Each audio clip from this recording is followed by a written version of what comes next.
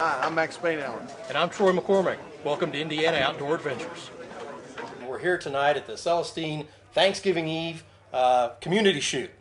We're here with Donnie Leakin. And Donnie, tell me a little bit about what is the shootout tonight? What all are the guys doing tonight to compete? Well, first of all, they're out here to have a good time. It's a hobby for a lot of the guys. A lot of guys like to go to the boat. They like to hunt. Everybody has their hobbies. Well, this is one of their big hobbies. Okay. A lot of them go out and they buy nice big guns, good competition, and they just have a good time. They come in there, they shoot anywhere. They buy from 5-shot to 12-shot boards. They'll put in anywhere from one board up to 30, 40 boards. They'll put in as many boards as they want. Now, tell me some more about these modified guns. I mean, they're 5 and 6 foot tall barrels. There's a guy out there holding his barrel, and he's easily 6'2". Yeah. And it looked like the barrel was taller than him. Yeah. We talk about the limit of not being past the cement, but what kind of limit is that? Well, you can go. There was one guy asked a couple of years ago, how long can we have? And I said, well, there really is no limit. Well, and he said, well, you mean I can bring one out here in a semi-trailer and put it down there? And we told him, well, if you can handle it and if you don't hold up the match, go ahead.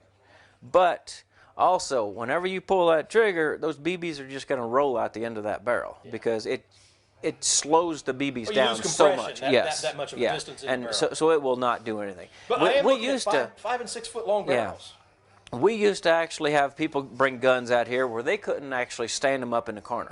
They had to lay them on the table. Now, are these guys machinists during the daytime and they make their own barrels? Or some of them are. Okay. There's 2 or 3 guys here that come out here quite a bit. One of them is called the gun barrel guy. He makes a lot of guns. Yep. And there's a couple of the guys around that makes them also. But are these 2 3/4 inch shells or 3 inch? Or? 2 3/4. 2 3/4. So okay. Yeah, it's just a regular 7.5 super handicap. Yeah, just like you'd use for quail. Yeah. 7.5, 2 3/4 inch shot. Yeah. Okay. So they and like I said, they used to have those long guns. But anymore, they're going with a shorter, well, not short, but I'd say average is probably 48-inch barrel. Okay. And, I mean, there's still some that come out here with just their 30-inch, With a choke tube on the end, maybe, just to help out some a of them bit? have choke tubes, some of them just a regular barrel. Okay. The regular, and it boils down to where it's still a lot of luck. I mean, you could bring a regular gun out here and shoot, and only have 2 BBs on the board, and still hit it. You could split the plus. Yes. Okay. But it definitely brings your average up. Whenever you have a good gun, it puts more shot on the board. And the tighter you can hold that pattern, here again, the law of averages says you're going to cluster a little bit tighter. So now you're going to have 12 shooters each round. And we're going to do 121 rounds. Have you just, pre-sold or pre-signed up for 121 rounds then? Yep. So 121 times 12 is 1,452 boards that will be scored tonight. Now, out of that, how many winners are there?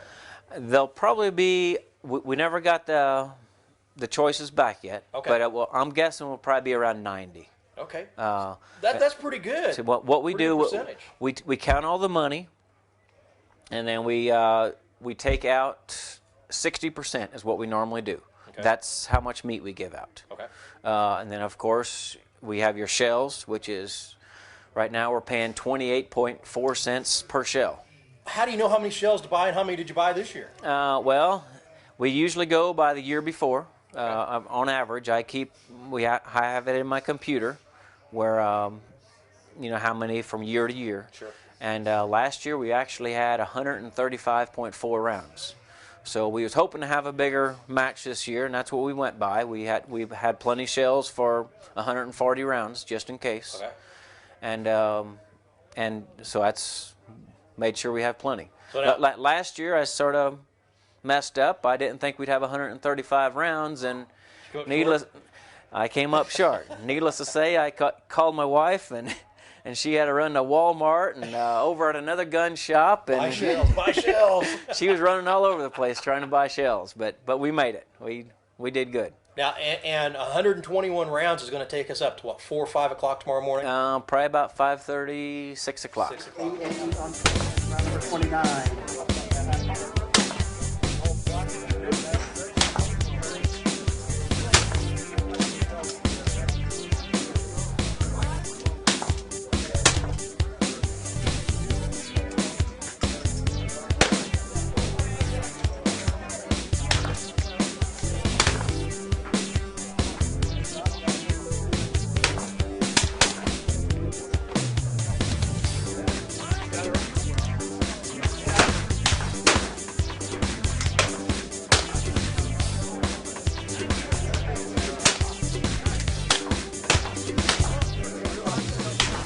So tonight we're here with Derek, and Derek, we're at the Celestine Community Club. Celestine Community Club, and this is a shoot that's been going on for many, many years. Yeah, And you have a nickname for it? the Thanksgiving Eve shoot. So The big shoot is our nickname for it. the big shoot, it's always on Thanksgiving Eve. Yeah. You've been doing it for since like 1961. Yeah. Okay. So I'm 50, so we've been going almost as long as that. So you at this shoot, obviously, I'm sure it's to make money for the community club, which does something for the town of Celestine, I would assume. Yeah, it helps support the whole community. I mean, Really? not really support, but we give donations, trophies, schools and stuff. So So you have little leagues and stuff like that you probably help a little bit. yeah, in a sense, yeah. Now, as far as the guns that we were going to be showing here tonight, we just don't have an everyday gun that we pick out of a box at Bass Pro or Walmart, put the barrel on, slam in some shells, and shoot, do we? You can. You can. That's Do the we best see part. Very many? Some guys, they get into it a little more. Some guys, they have custom-made barrels. I mean, the sky's the limit on something like that. I've even seen bolt action Really? shotguns out here. Yeah, and those they're far and few between, but they're usually a pretty good gun to use. So we can call this a modified shoot. Yes. So a modified shoot meaning guys can modify their guns anyway. So there's not a limit on the length of a barrel? I don't think there is. I think we always had an unwritten rule that if it goes past the concrete, then it's too long. But you concrete pad. wouldn't be able to carry it around No, because you have hard. We noticed a lot of tripods, bipods out there yeah. to support, and a lot of them homemade. Oh yeah, big nylon supports. Yeah. Are we shooting at a yardage, the same yardage every time? Yeah, 45 yards. So 45 yards is what everybody's sitting out here shooting. We also noticed that you're really modernized here. It's, I've been to a lot of shoots where the board just stuck on a little 4x4 post out there. It's riddled with shot. But you guys got a real nice background, backdrop, kicking the shell of the lead down. Yeah, it kicks the lead down. We actually recycle the lead. We could sweep it up and recycle it. So it saves the environment. Plus, we get a little kickback. So Well, I think it's great. So we got a shooting match that's going green. yeah, Because we're going recycling green. recycling our stuff. That is awesome. Yeah. Well, and at shooting matches, you always have other stuff too, besides the modified guns, and besides this. How about the food? What kind of food we got here? Oh, We Troy and I like to eat. yeah. So we just wondered what kind of food we have here. We got fried chicken tonight. Fried chicken, obviously cheeseburgers, hamburgers, French fries, ribeye sandwiches, livers and gizzards and hearts, I heard that you had hearts. I was thinking so. and fish sandwiches, and about every other pie under the sun. So yeah. Tell me about the board. What size is it, and what kind of a mark are you trying to shoot on the board? Okay, it's a 6x8 board, Okay. approximately, and they take a razor knife, they put a plus sign on it, a cross actually, and so then that's for the meat match, and then they also could put another one on there for half a pot. Okay. So you put another plus somewhere else on the same board? Yes. Okay. And then they pay $1 for that half pot, and then like I said, $5 or $12. If they want a five shot board, they pay $5. If they want a 12-shot board, they pay $12 or anywhere in between. So then. And they're shooting. They don't look like it, but they're 12-gauge shotguns. Yes. And they're shooting 7.5 size shot. Uh-huh. And the idea is to get one of those little pellets As close right as you in can. the center of that plus. Yep. Okay. And usually, pretty much every match that we have, if a BB is not touching that X, it is out. They shoot close. They have magnification. How do you? Little pellets on a line that's been cut with a utility knife. Yeah. That's a thin line and a little pellet. Yep. And so you got to use a magnifying Yeah, glass. it's a 5-power magnification scope, I guess you want to call it, with a light on it, and it brings it in very, very close. I mean, do you get down to where you're using a micrometer or something to measure who's closest to that X? Yes. Yeah. Okay. I mean, it's by looking in it, it's 1/64 of an inch is the size of the BB. Okay. And if, like I said, a 3.0 on our scale back there is a perfect BB. Now, at 40 yards that they're shooting, 45 actually. 45 yards that they're shooting, I saw some big scopes out there. But can they see that razor cut, or they just shoot for the middle of the board? Let's put it like this. Most of those guys out there, it's already judged before it comes back in the window. They'll shoot one, and then they'll judge it. Then they'll shoot again, and they'll judge it again. And, it takes a little bit for some of those guys. But, they're paying the money. We got to let them go. That's a good question. What do they pay to participate tonight? Anywhere, like $1 a shot. Okay, and that's it? There's no other entry fee then? No. Wow, a $1 a shot, So most guys will put in 10 to 12. Our average is a 10-shot board. And that's 10 shots at the same board. Yes. X number of pellets per shell, hoping to get one right there on the center of the plus. Yep. Okay, so obviously the more dollars you're willing to put out and the more shots you're willing to take, the higher the law of averages says you're going to get one right there in the middle. Yep. And the number one prize is a half a beef. Yeah. So that's a pretty hefty prize. Yeah. I'm guessing tonight we'll probably have around 90 choices. Okay. The first probably 40 or 50 will be beef, and then it'll be pork after that. Okay. So if I come in and I sit down and I put down $10, I'm going to get 10 shot shells. And I'm going to be up there with this long row of guys, and some will shoot 5, some will shoot 10, some will shoot. How 12. many can you have? 12. Up to 12. Up to 12. And then when it's done, you've got what do your runners call that have to go out and swap out the targets? Well, as soon as the last person, we have 3 guys out there watching the line. 3 guys watching 4 of them over here, 3 guys watching the middle 4, and 3 guys watching the last 4. It's a very safety conscious shoot. Very safety. They're wearing orange vests, so everybody knows who they are and whatever else. And so the board runners are waiting over on the side, just waiting for that last guy, for the line watcher, to holler out all up. Okay. As soon as he hollers all up, that means they're all done shooting, and the board runners take off. So they're sprinting down there because you don't want a lot of downtime. No. You start shooting at 8 o'clock tonight, and you're going to go until 6 a.m. in the morning before you award prizes. So you want to get how many rounds are we going to get in? 120 rounds tonight? 121. 121 rounds tonight. 121 rounds. And they'll probably shoot, like I said, years ago when they did not have the modified guns like they do now and the big scopes, and then we shot probably 17, 18 rounds an hour. Now we're talking 13 rounds an hour. Okay. So they're taking longer to sight in with their scopes. Yes. And, So those we have 2 board runners that run out. Okay. One of them goes and gets the boards, and one of them puts the new ones out. Yeah, they're just, one's taking off, one's putting on, and they just work right down the line. Everybody's got their name on their board, so I'm assuming that's how they get it back. It goes 1 through 12. The number 1's on top and 12's on the bottom. They just keep putting them on there.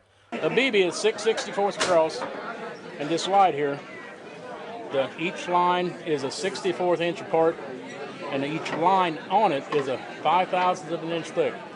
Okay. So a perfect BB coming across all 4 corners of the X would be a .3 across. But it's very rare you find a perfect 3.0. I would imagine. But right now we got a 1.8, a 1.3, a 1.2 in the window. What does a potential winner look like here? Well, right now here's the best we got. That is a 1.8. Okay, and what am I looking at right here? Yeah. Hang on, Robert. I have something better than that. But by the time the night's over, that would could possibly get beat 5-6 times. So that could get beat 5 or 6 times. Right now, it's a half a beef BB you're looking at. Yeah, Robert, you can show the real board. That was in round 6, post 10. So this guy's got to sweat it out. Yeah, by the time the night's over, he'll end up with meat, but it'll probably be way down into the pork range. Wow. What do you got there? Well, right here is a double BB. We will give we'll give a choice for every BB that's close enough to the X to get meat. So there's 2 BBs in that same hole. There is actually 3, but only 2 of them right now are close enough. It's what we call a 1.3 and a 1.1 across. The chances are he will get 2 choices by the time the night's over. Now, show me your lighted magnifier and how you would look at that. Yeah, go ahead and just kind of. If you can look through there and see that, it makes that BB almost look like a basketball out here.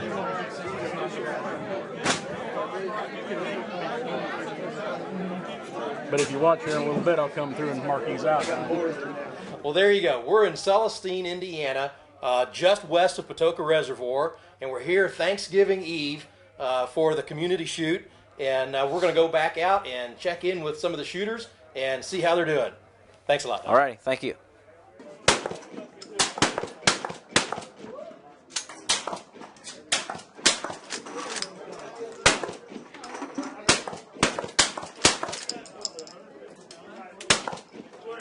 Tickets 224.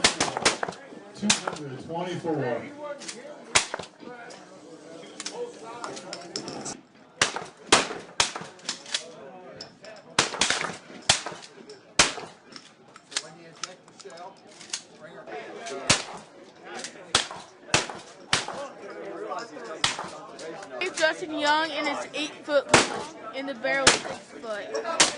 Have you shot this kind of a shoot before? Yeah. You like doing it? Yeah. What is it? Is it just fun with long guns? Yeah. Have you ever won anything? No, but I almost won $639. Oh my gosh, that is great. Welcome, I'm Troy McCormick, and today we're at Clifty Falls State Park, the headquarters of the Madison-Hanover Christmas Bird Count, with Dick Davis, the park naturalist here at the state park. And Dick, we've just had an orientation with all of our volunteers that are going out to find as many bird species as they can today. Tell me just a little bit about the origins of this bird count and about the plans for today. Troy, glad to have you here, first of all. Thank you. And Dan Webster, the late Dr. Dan Webster of Hanover College, started this count back in the 50s, I think, and it really got rolling on an annual basis in the mid-70s, and we've done that every year since then. Dan passed away last May, so we dedicate this count to our friend Dan Webster.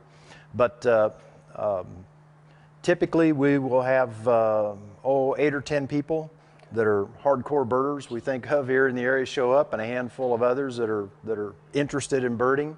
And we have really a great group today. You saw them, and it's New Year's Day. It's New Year's Day. And it's raining outside. Yep. And we've got one of the bigger groups you've had in years. Well, birding has come a long way, I think, as a pastime and as a hobby and just a general interest in resource stewardship. So I tip my hat to all the folks that came out today to count birds. We hope to see 50 species of birds because it's raining. Right. on a normal week. Or rather a day of counting, we would like to have maybe 60, and I think probably the low 60s has been our top, something like that. Okay. How many species total over the last, 40, 50 years they've been counting? What's the master list like? I think 101 species have been recorded throughout the duration of the count. Okay. That of course is kept. This count is a part of the National Audubon Society's count that's continent-wide during the holiday period. So the Christmas bird count is being done all over the country in what kind of, is it a 2-week window? 3 week. 3 week roughly. window. Yeah, about a week before, mid-December until just after New Year's usually. Now, and we're not just counting here at the state park. We're close to the epicenter of your radius that you count. Tell me a little bit about the geographic boundaries of where your counters are going today. The center of our count is just north of Hanover, about a mile north of the town of Hanover. So southwest of here, the count is a circle 15 miles in diameter, 7.5 mile radius, and the center of it actually is out just west of the fairgrounds here on Highway 256.